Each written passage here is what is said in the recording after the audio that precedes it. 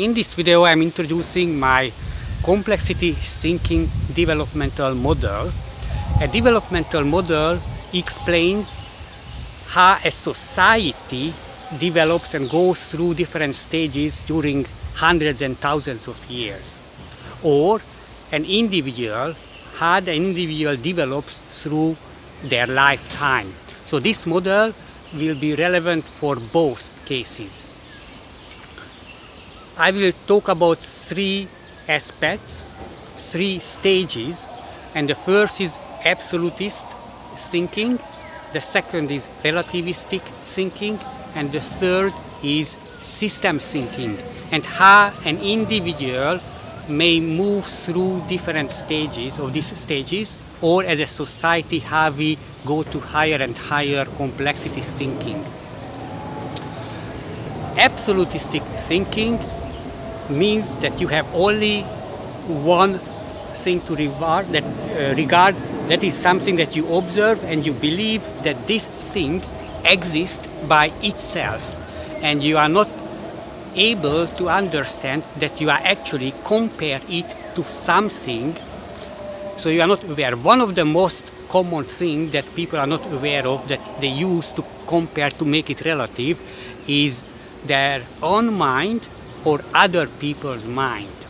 So in a child case, think about this. You show this to, let's say, a 3-year-old child, this, and then ask the child, okay, what color can I see?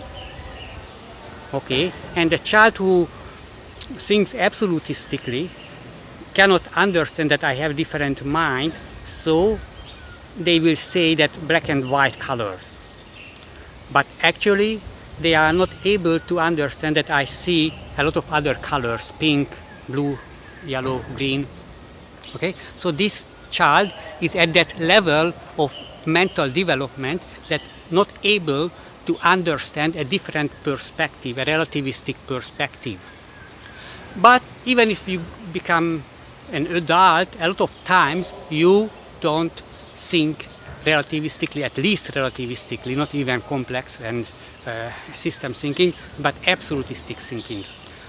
Some examples, for example, what is evidence? And most people think that evidence that is true, that is absolutely true, but they forget their own mind, because they show something, a DNA sample in a crime investigation, and I can choose that, no, I don't believe that it's connected to the crime. It can be placed there, and they just want to make the case against the accused person. So a mind makes a final decision what is evidence. The evidence is not in the object itself, the DNA or the gun or the knife or the fingerprint. It is finally that somebody makes a decision that, yes, I choose to believe that this is an evidence and it proves that this person killed the other person. This is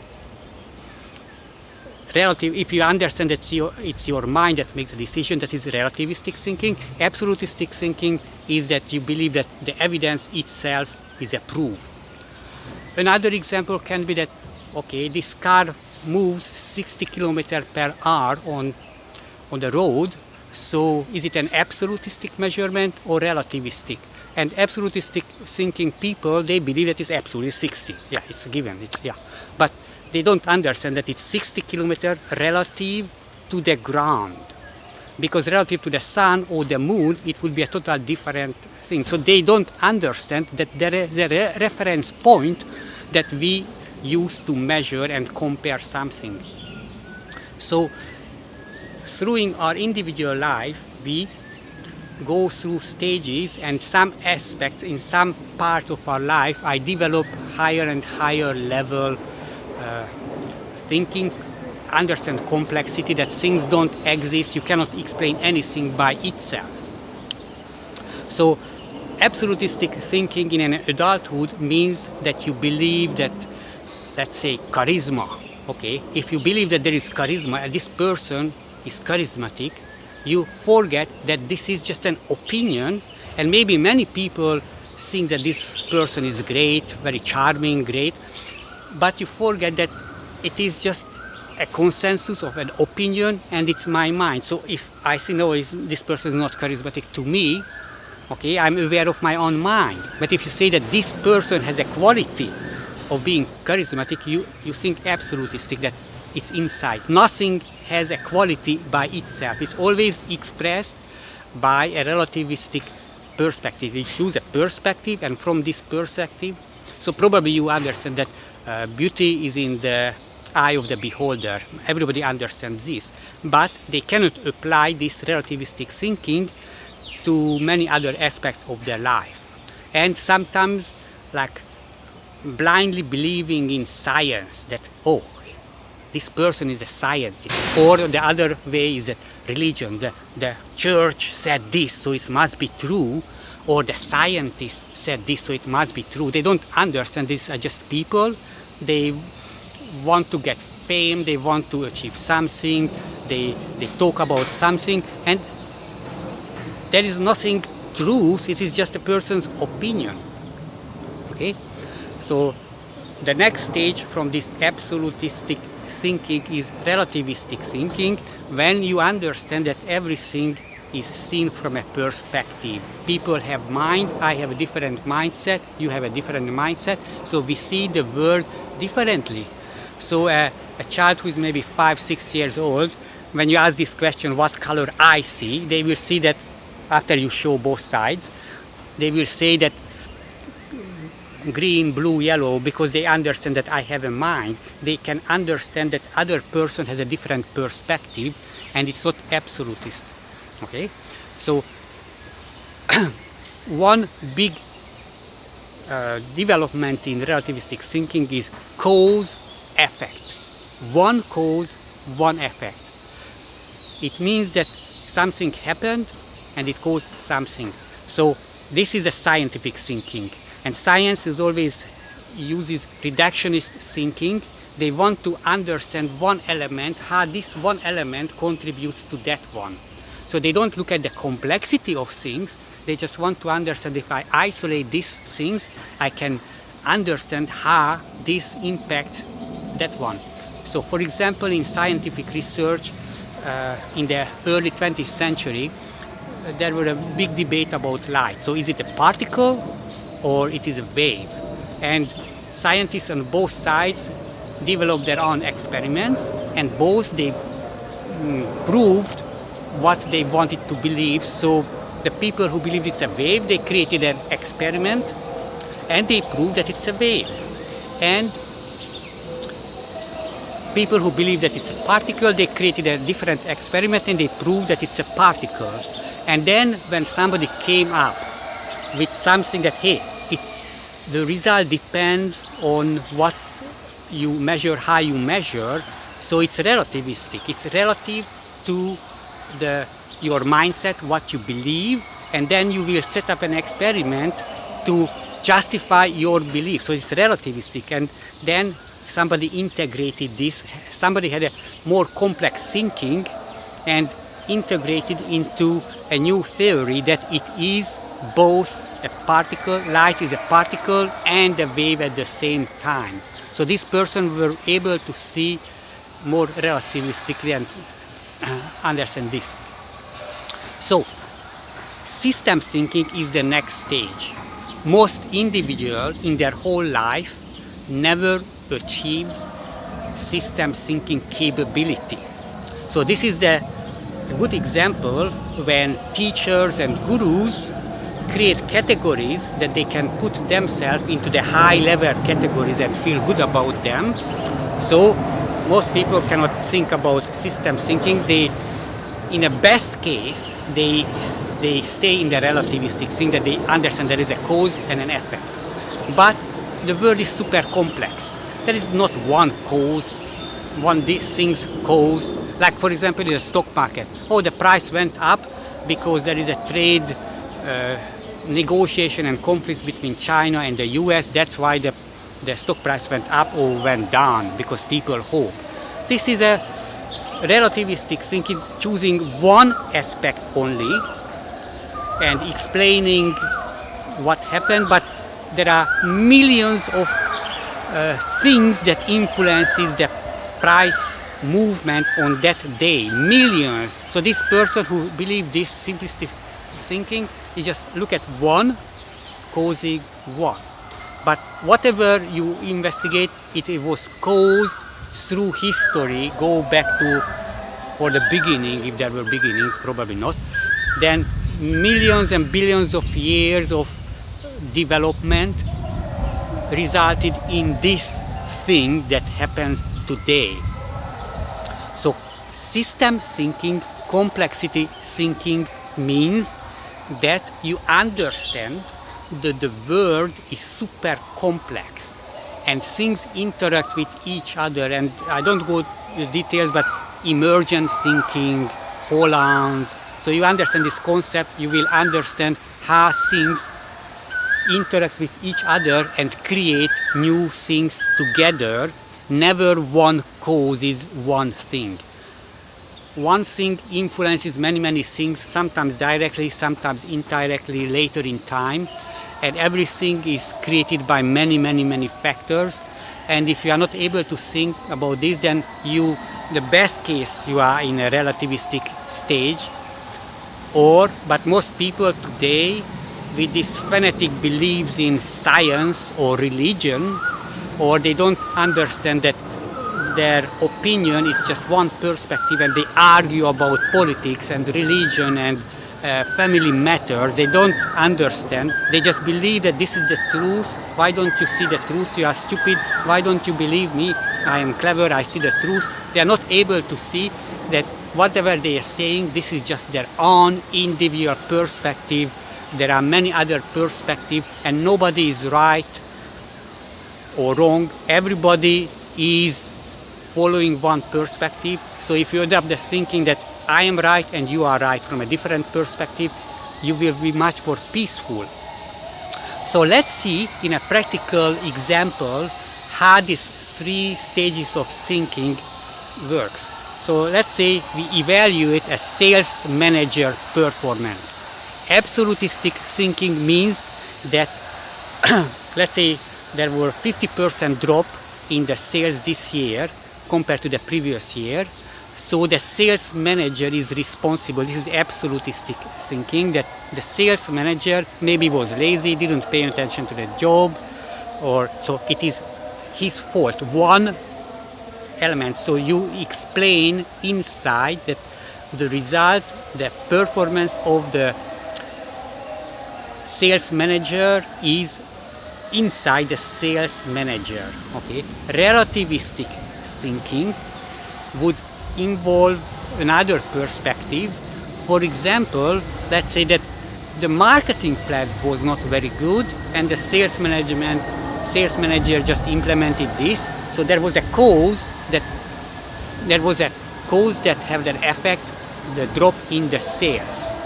Or maybe the ID department didn't develop a new product on time, so there was no anything to sell. So it's always using one, maybe two, three explanations why the sales manager's performance dropped.